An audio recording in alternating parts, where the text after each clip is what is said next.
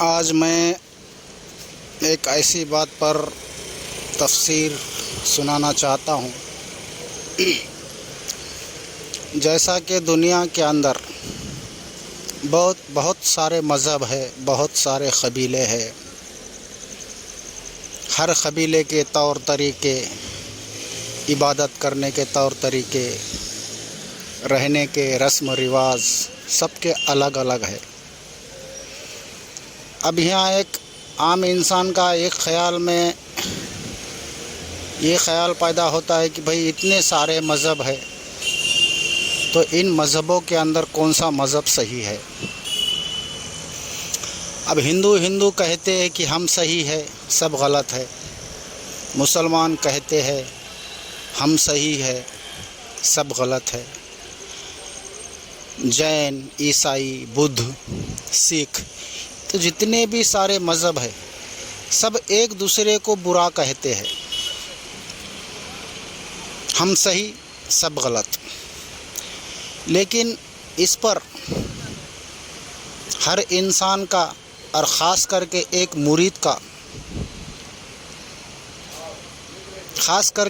مرید کو سوچنے اور سمجھنے کی ضرورت ہے کہ بھئی کیا صحیح ہے اور کیا غلط ہے۔ اب شریعت میں تو کافر ہے، ایمان والا ہے، مسلمان ہے، ہندو ہے۔ شریعت کے اندر جو اسلام کا ماننے والا ہے وہ جنتی ہے۔ تو یہ شریعت کی باتیں ہیں، ایک عام لوگوں کی باتیں ہیں۔ لیکن جب ایک انسان شریعت کو مکمل کر کے جب حقیقت کے منزل کو طے کرنے کے لیے چلتا ہے تو اس کو ہر بات پہ غور و فکر کرنے کی بہت زیادہ ضرورت ہے۔ تو شریعت کے اندر تو ہر چیز ہے، کوئی کافر ہے، کوئی ایمان والا ہے، کوئی جنتی ہے، کوئی دوزخی ہے، کوئی سکھ ہے، کوئی عیسائی ہے۔ تو یہ شریعت کی بات ہے، اور شریعت ایک عام لوگوں کی ہے جو کہ حقیقت کو وہ نہیں سمجھ سکتے۔ حالانکہ شریعت کا علم بھی حضور صلی اللہ تعالیٰ علیہ وسلم نے ہی دیا ہے، لیکن پیغمبروں کو حدیث ہے کہ حضور صلی اللہ علیہ وسلم فرماتے ہیں کہ ہم پیغمبروں کو حکم ہے کہ انسان کو اپنی اوقات میں رکھے، انسان کے سمجھ کے حساب سے ہی علم دے۔ تو حضور صلی اللہ تعالیٰ علیہ وسلم نے شریعت کا علم ان لوگوں کے لیے دیا جو ناسمجھ تھے، جن کو توحید، حقیقت، معرفت سمجھ میں نہیں آ سکتی تھی۔ تو ان لوگوں کو ان کے سمجھ کے حساب سے ایک قانون ان پر نافذ کر لیا کہ ایسا کرنے سے ایسا ہوگا، ویسا کرنے سے ویسا ہوگا، عبادت کرو جنت ملے گی، عبادت نہیں کرے تو دوزخ ملے گی، عذاب قبر ہوگا۔ یہ سب شریعت کا علم ہے، حالانکہ حضور صلی اللہ تعالیٰ علیہ وسلم نے ہی دیا ہے، لیکن سمجھ کے حساب سے علم دیا ہے۔ تو ایک مرید کا کام ہے کہ اصل کو جانے، کیا صحیح ہے کیا غلط ہے، اس کو جانے۔ بلا وجہ تم مرید بن کر پھر تمہارے دل میں نفرت ہے، تم کسی کو کافر سمجھ رہے ہو، کسی کو ایمان والا سمجھ رہے ہو، کسی کو جنتی سمجھ رہے ہو، تو کسی کو دوزخی سمجھ رہے ہو، تو یہ مرید بننے کا کوئی مقصد ہی نہیں ہے۔ اس سے اچھا تو مرید نہ بنے تو ٹھیک ہے، کیونکہ بھئی شریعت کا علم جو ہے، جنت، دوزخ، نماز، روزہ، حج، زکوٰۃ، یہ سب تم کو مسجدوں میں، علماؤں سے، مدرسوں میں اس کا علم مل جاتا ہے، تو پھر مرید بننے کا کیا فائدہ؟ جبکہ تم کو جنتی چاہیے، دوزخ سے بچنا ہے، نماز پڑھنا ہے، عبادت کرنا ہے، تو پھر مرید بن کے فائدہ کیا ہے؟ काय के लिए मुरीद बनने का? भाई जन्नत चाहिए, शरीयत से मिलती। दोज़ख से बचना है, शरीयत से मिल जाता। नमाज की तफसीर शरीयत से मिल जाती। रोज़े की तफसीर शरीयत से मिल जाती। बरकत शरीयत से मिल जाती। हज का अरकान शरीयत से मिल जाते। ज़कात शरीयत से मिल जाती। तो फिर बिला वजह मुरीद बन के फ़ायदा क्या है? तो एक समझदार इंसान को ये समझ लेना चाहिए कि भाई हर चीज़ हमको शरीयत से मिल जा रही है, तो फिर मुरीद बनने का मकसद क्या है? जब तुम्हारे दिल में शरीयत ही है, शरीयत से मोहब्बत है, तुमको जन्नत चाहिए है, दोज़ख से बचने का है, तो ठीक है, शरीयत को फॉलो करो। तो बिला वजह मुरीद बन के फ़ायदा क्या है? तो एक मुरीद बनने का मकसद ये है कि भाई असल को जानो, क्या सच है, क्या झूठ है, खुदा कैसा है, कहाँ रहता, ये दुनिया क्या है, किस लिए बनाई गई है, इंसान का मकसद क्या है, इंसान की असल मंजिल क्या है, इसको जान लेने के लिए मुरीद बनना ज़रूरी है। और जो इंसान सिर्फ जन्नत के लिए और दोज़ख से बचने के लिए, बरकत के लिए, खैर व बरकत के लिए अगर मुरीद बनता है, तो उससे बड़ा बेवकूफ़ कोई है नहीं। तो मेरा बोलने का सिर्फ इतना मकसद है कि अगर आप मुरीद बने हो तो असल की पहचान करो, सच और झूठ की पहचान करो। जिस तरह इस दुनिया में बहुत सारे मज़हब है, तो इतने सारे मज़हब क्यों हैं, किस लिए है और कौन सा मज़हब सच्चा है, ये जानना बहुत ज़रूरी है। तो अल्लाह ताला कुरान के अंदर फरमाता है कि मैंने इंसानों को एक माँ और एक बाप से पैदा किया और इनके कबीले किए, इनको कबीलों में बांटा, इसलिए कि इनकी पहचान हो सके। अब यहाँ बहुत गौर व फिक्र करने की ज़रूरत है। अल्लाह ताला कुरान में क्या फरमाता कि मैंने इंसान को एक मर्द और एक औरत से पैदा किया, जैसा कि आदम अलैहिस्सलाम और हवा माँ से हर इंसान पैदा हुआ है।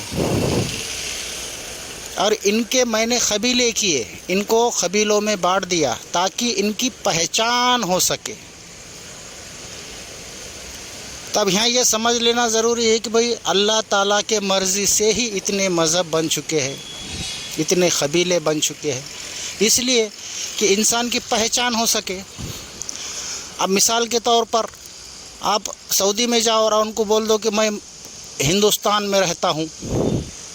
सिर्फ हिंदुस्तान में रहता हूँ ये बोलने से नहीं चलेगा। आपको कौन पहचानेगा, आपका एड्रेस क्या है, आप कहाँ रहते हो, इससे आपकी पहचान है। तुम बोलेंगे मैं इंडिया में रहता हूँ, तो आपको कोई ढूंढ नहीं सकेगा। आपको बोलना पड़ेगा कि मैं इंडिया में रहता हूँ, इंडिया में ये ज़िला है, इस ज़िले में वो तालुक़ा है, तालुक़े में वो गांव है, गांव में वो मोहल्ला है, मोहल्ले में एक गली है, और गली के अंदर मेरा घर नंबर है और मेरा नाम है। तो हिंदुस्तान में रहते हुए तुमको कितने टुकड़ों में बांट दिया, इसलिए कि तुम्हारी पहचान हो सके। अगर तुम सिर्फ कहोगे कि मैं हिंदुस्तान में रहता हूँ, तो आपको कौन पहचानेगा, आपकी आइडेंटिटी क्या है, आपको कौन तलाश करेगा। इसीलिए हाँ, तुम हिंदुस्तान में ही रहते हो, लेकिन तुम्हारे पहचान के लिए हिंदुस्तान को ज़िलों में बांटा गया, ज़िलों को तालुक़े में बांटा गया, तालुक़े को गांव में बांटा गया, गांव को मोहल्ले में बांटा गया, और मोहल्ले को भी गली नंबर के अंदर बांटा गया, और गली नंबर के अंदर भी तुम्हारा घर नंबर है। ये तुम्हारी पहचान है। अब इसका ये मतलब नहीं है कि भाई तुम एक समझो हैदराबाद में रहते हो, तो इसका मतलब ये नहीं कि तुम इंडिया में नहीं रहते हो, हैदराबाद में ही रहते हो। پھر بھی تم انڈیا میں رہتے ہو، ہندوستان میں رہتے ہو، تو اس پہچان کے لیے قبیلے بنائے گئے، اس پہچان کے لیے سارے مذہب بنائے گئے۔ تو ایک سمجھدار انسان کو یہ سمجھنا چاہیے کہ جتنے بھی اس دنیا میں مذہب ہے، قبیلے ہے، یہ سب اللہ ہی کے مرضی سے ہے۔ اب اس پہ کون اچھا ہے اور کون برا ہے، یہ اس کے اعمالوں کے اوپر ہے۔ جیسے جس کے اعمال ویسی اس کی پہچان۔ پھر بایزید کون سے بزرگ ہے، حیاء العلوم کتاب ہے، اس کتاب میں وہ بزرگ لکھتے ہیں کہ ایک مرید کا یہ مکمل خیال ہونا چاہیے کہ سارے مذہب ایک جیسے ہیں، سب مذہبوں کو ایک جانے۔ جب تک مرید مذہبوں میں فرق کرے گا، خدا اور اس کے درمیان سب سے بڑا پردہ ہے۔ اور فرماتے ہیں کہ مرید کو ضروری نہیں کہ وہ کوئی خاص مذہب کا ہو، مرید کو ضروری نہیں کہ وہ کوئی خاص مذہب کا ہو۔ ایسا نہیں کہ صرف مسلمان ہی مرید بن سکتا ہے، ہر مذہب کے لوگ مرید ہیں، ان کے بھی گرو ہے، ششیہ ہے۔ جیسے مسلمان میں پیر اور مرید ہے، اسی طرح دوسرے مذہبوں میں گرو ہے، ششیہ ہے۔ تو ہر قبیلے کی، ہر مذہب کی زبان الگ ہے۔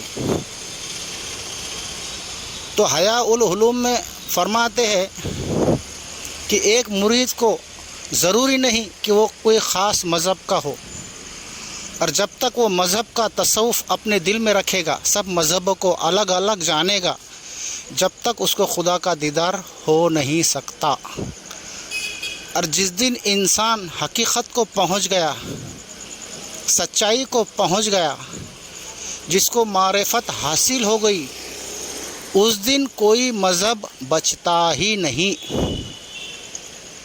یہ حیاء العلوم کتاب کے اندر ہے،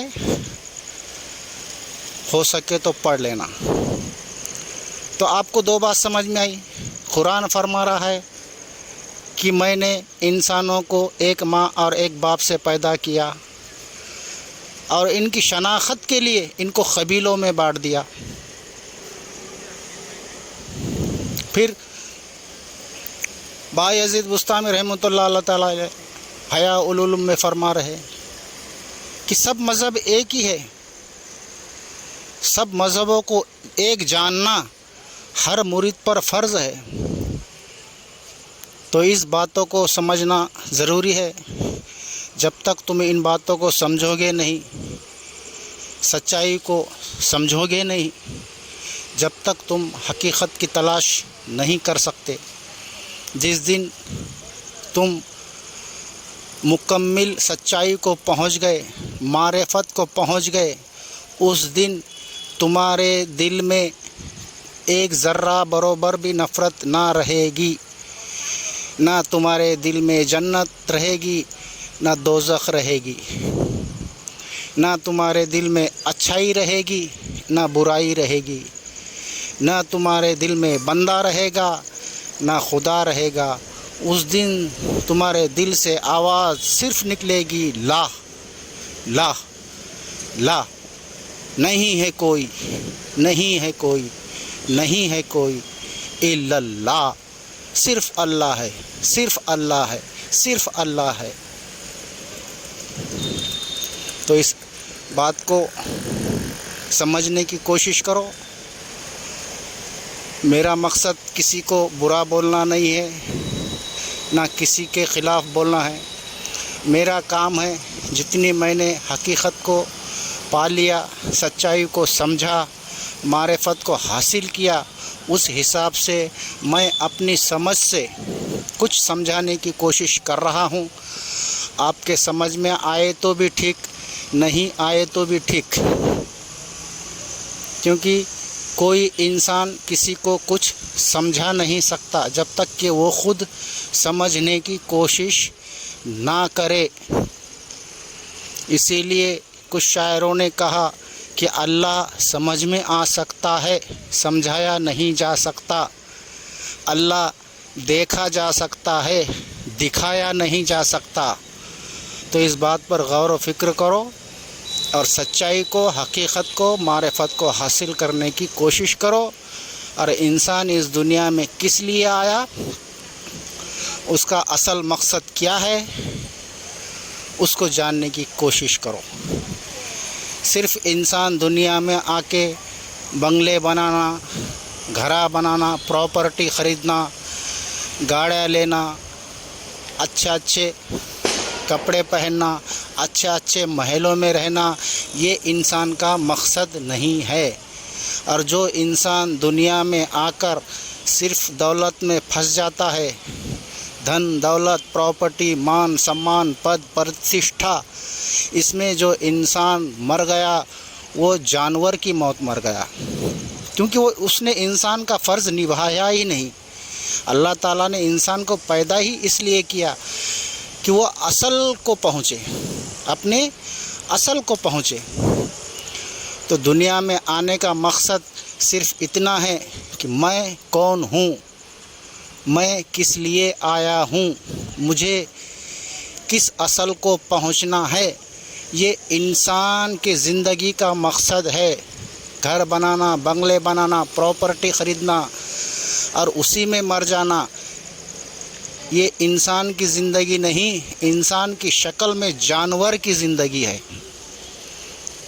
بس اس کے آگے میں کچھ کہنا نہیں چاہتا۔ سمجھنے کی کوشش کرو۔ اگر کوشش کرو گے تو ایک نہ ایک دن سمجھنا تو پڑے گا ہی۔ جب تک تم خود سے کوشش نہیں کرو گے، تم کو نہ خدا ملنے والا، نہ کچھ ملنے والا۔ تو اپنے سمجھ سے سمجھنے کی کوشش کرو، غور و فکر کرو۔ اس کے آگے آپ کی مرضی۔